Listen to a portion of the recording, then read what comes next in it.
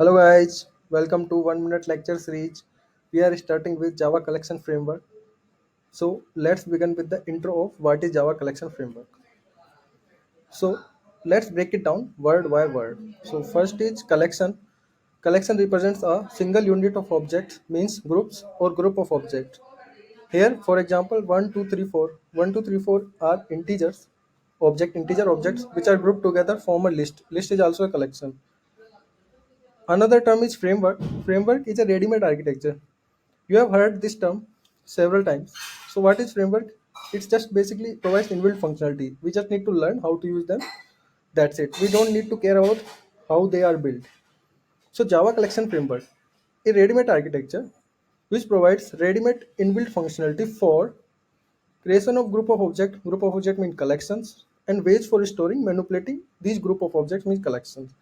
These are basic functionality it will provide. Some advanced functionality is also there. We will discuss later on. And what this framework provides, it will provide methods, classes, interfaces that we will use. We will see later.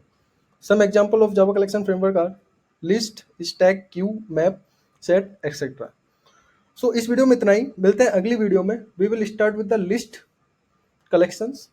So मिलते हैं अगली video में. Bye bye.